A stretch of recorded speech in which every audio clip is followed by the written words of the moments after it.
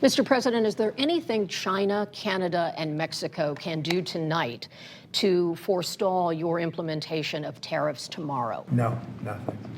Not right now, no. Not a negotiating tool? No, it's not. No, it's a pure economic. We have big deficits with, as you know, with all three of them.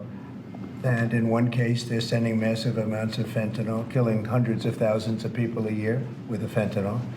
And in the other two cases, they're making it possible for this poison to get in, number one. And number two, we have big deficits, and it's something we're doing. And we'll possibly very substantially increase it. We're not. We'll see how it is.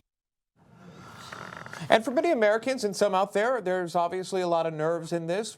Americans have been paying a lot more in the past 4 years for goods and services than they have been, and now they see the headlines of tariffs, and maybe they'd be paying more. Laura, what is the criticism of the tariffs? Well, I think one concern is the chaos and the uncertainty and the questions. You know, for example, China is being levied 10% tariffs. Why, when they're our bigger foe, are they getting a better deal? Also, the concern about prices going up. We're hearing from farm workers, manufacturers, construction, you know, people who rely on supply chains, who have larger term projects. Serious concerns. And the other question is, you know, Trump has already backed away from a couple of his initiatives, including spending, grants, that sort of thing. He's had to walk back because of the blowback. And this is a guy who likes to be popular, and short-term pain, if that goes on for a long time, it'll be interesting to see how it is walked back, if it is. Now, outgoing Canadian Prime Minister Justin Trudeau, he's reacting to this. Here's what he said. Tonight, I am announcing Canada will be responding to the U.S. trade action with 25% tariffs against $155 billion worth of American goods.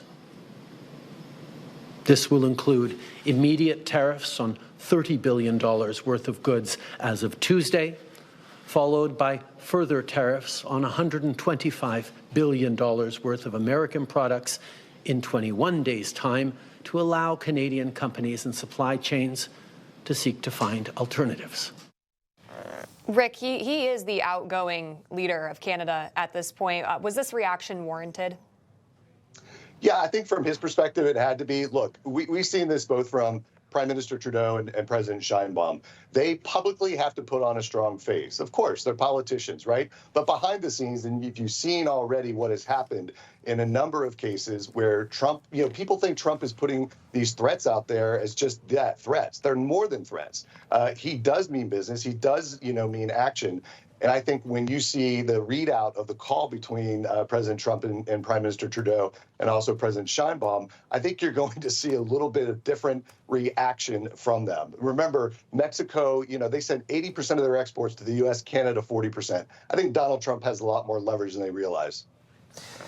You know, over the weekend, there was, I believe it was in Ontario, where there was a professional hockey game, Laura, and the national anthem was sang, and Canadians booed it.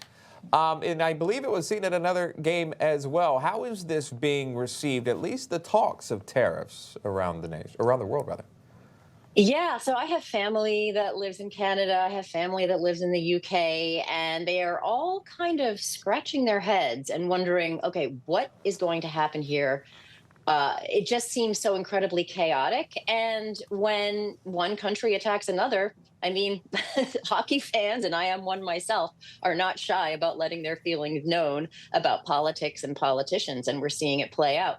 You know, the question is, does this then unravel good relationships? How far does it go? Do Sheinbaum and Trudeau really call his bluff? Because obviously not cooperating and imposing their own tariffs and their own penalties is going to cause pain for America and Americans.